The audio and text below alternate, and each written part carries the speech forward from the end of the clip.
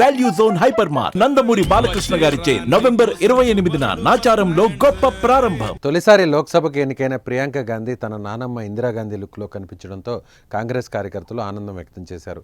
అచ్చం నానమ్మలానే చీరకట్టు, ఆ నడవడిక అంటూ హర్షం వ్యక్తం చేస్తున్నారు. ఇక కేరళ సాంప్రదాయాన్ని అనుసరించి క్రీమ్ కలర్ చీర కట్టుకున్న ప్రియాంక గాంధీ పార్లమెంట్ హౌస్కి చేరుకున్నారు. ప్రియాంక కేరళ కాటన్ జరీ చీర ధరించి కట్టుబొట్టుతో అక్కడి సంస్కృతి ప్రతిబింబించేలా లోక్సభకు హాజరై ఎంపీగా ప్రమాణం చేశారు. ప్రమాణ స్వీకారోత్సవం సందర్భంగా ప్రియాంక తన చేతిలో రాజ్యాంగ ప్రతిని పట్టుకొని దానిని గాలిలో చూపుతూ హిందీలో ప్రమాణ స్వీకారం చేశారు.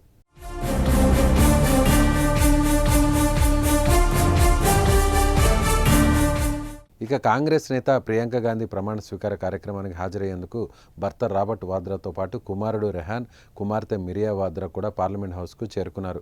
ప్రియాంక తన తల్లి సోనియా గాంధీతో కలిసి పార్లమెంట్ హౌస్కు వచ్చారు. తల్లి సోనియా గాంధీ, రాబర్ట్ వాద్రా, రాబర్ట్ తల్లి, ఇద్దరు పిల్లలు మల్లికార్జున ఖర్గే, రంజిత్ రంజన్ సహా పలువురు కాంగ్రెస్ ఎంపీలు కూడా ఎంపీ గ్యాలరీలో కూర్చున్నారు. అంతకుముందు ప్రియాంక లోక్సభకు అడుగుపెట్టగానే కాంగ్రెస్ ఎంపీలు శుభాకాంక్షలు తెలిపారు. ఆమెను చుట్టుముట్టి ఫోటోలు, సెల్ఫీలు దిగారు. ప్రమాణ స్వీకారం అనంతరం రక్షణ మంత్రి రాజ్నాథ్ సింగ్, నితిన్ గడ్కరీలకు అభివాదం చేసిన ప్రియాంక గ్యాలరీలో కూర్చున్న సోనియా గాంధీని, ఆమె అత్తగారిని కూడా పలకరించారు. ప్రియాంక గాంధీ తొలిసారి ప్రత్యక్ష ఎన్నికల్లో పోటీ చేశారు. గత వారం ముగిసిన కేరళలోని వాయనాడ్ లోక్సభ స్థానానికి జరిగిన ఉప ఎన్నికలో భారీ మెజార్టీతో ఎన్నికయ్యారు. వాయనాడ్ లోక్సభ ఉప ఎన్నికలో 4 లక్షలకు పైగా ఓట్లతో గెలిచారు ప్రియాంక.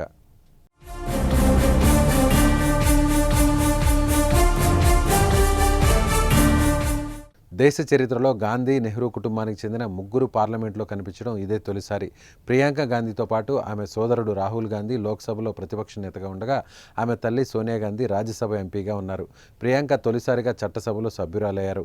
ప్రియాంక గాంధీ 5 సంవత్సరాల క్రితం 2019లో లోక్సభ ఎన్నికల సమయంలో క్రియాశీలక రాజకీయాల్లోకి ప్రవేశించిన ఎన్నికల్లో పోటీ చేయలేదు.